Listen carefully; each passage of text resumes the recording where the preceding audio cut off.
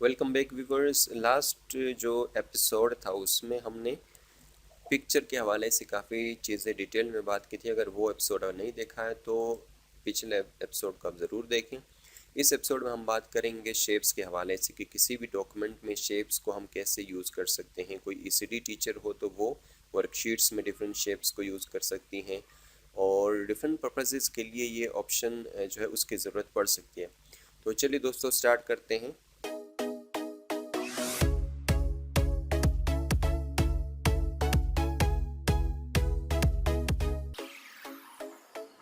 सबसे पहले हमने क्या करना है, शेप्स के ऑप्शंस पे क्लिक करें। इसमें बहुत सारे आपको शेप्स नज़र आएंगे, इनमें से डिफरेंट शेप्स आप इंसर्ट कर सकते हैं। फॉर एग्ज़ाम्पल मैं यहाँ पे सर्कल या ओवल लेके आता हूँ तो ये प्लस का साइन आएगा। जहाँ पे आप क्लिक करेंगे वहाँ पे वो शेप इंसर्ट होगी। और इस शेप की प्रॉपर्टीज़ ये हैं, तकरीबन वो प्रॉपर्टीज़ हैं जो एक पिक्चर के प्रॉपर्टीज़ होती हैं। मसलन डिफरेंट स्टाइल वगैरह और टेक्स्ट के अंदर उसकी पोजीशनिंग क्या होगी वो डिसाइड आप कर सकते हो। रैप टेक्स्ट का ऑप्शन जो है वो आप यूज़ कर सकते हैं। तो यहाँ पे जो भी शेप आप इंसर्ट करेंगे उसके डिफरेंट फ्रेम्स हैं, इनको आप चेक कर सकते हैं। सिंपल बॉर्डर करेंगे इस तरह का आएगा, और अगर आप इनमें से कोई फॉर्मेट यूज़ करते हैं तो इस तरह।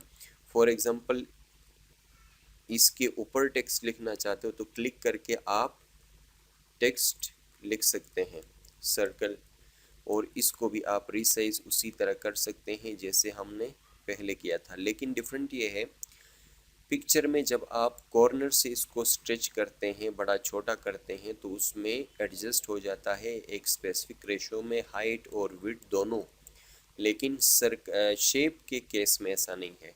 कॉर्नर से आप जिस साइड पे ज़्यादा स्ट्रेच करेंगे उसी हिसाब से वो शेप जो है चेंज होगा। सर्कल से ओवल भी बना सकते हो आप, ठीक है ना।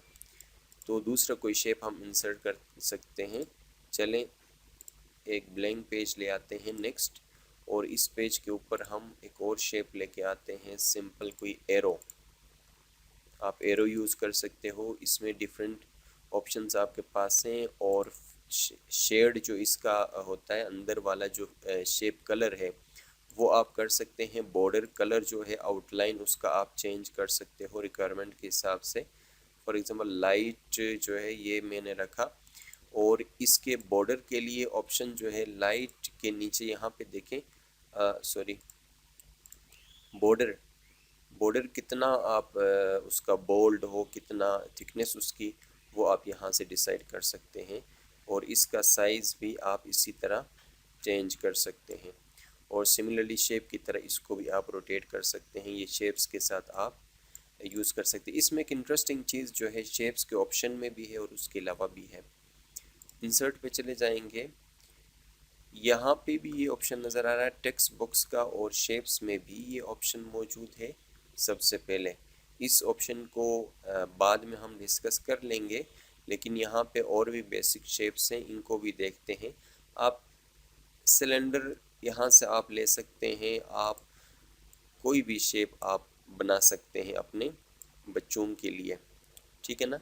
और इसके ऊपर टेक्स्ट भी आप, मज़े की बात यह है कि डबल क्लिक करने के बाद आप टेक्स्ट टाइप करना स्टार्ट करेंगे तो इसके ऊपर टेक्स्ट भी, और टेक्स्ट की फॉर्मेटिंग भी उसी हिसाब से आप चेंज कर सकते हो। जैसे ही देखें टेक्स्ट को सिलेक्ट करूँगा ये ऑप्शन एक्टिव हो जाएगा, और टेक्स्ट डिफरेंट स्टाइल्स यहाँ पे टेक्स्ट के भी हैं, उनमें से कोई भी स्टाइल आप सेलेक्ट कर सकते हैं। और साइज़ चेंज करने के साथ इसका, ये तो हमने डिस्कस कर लिया है। तो दोस्तों ये एक सैम्पल चीज़ था पिक्चर के हवाले से, सॉरी शेप्स के हवाले से, जो आपको ज़रूरत पड़ सकते हैं किसी भी पेपर को फॉर्मुलेट करने के लिए। और अगर ये वीडियो आपको पसंद आए तो चैनल को सब्सक्राइब करें, और अगले जो एपिसोड्स हैं वो सारा देखना ना भूलें, क्योंकि उसमें जैसे ही नेक्स्ट एपिसोड के ऊपर चले जाएंगे तो उसमें बहुत ही इम्पोर्टेंट चीज़ें आती रहेंगी और वो आपके लिए ज़्यादा से ज़्यादा हेल्पफुल होगा।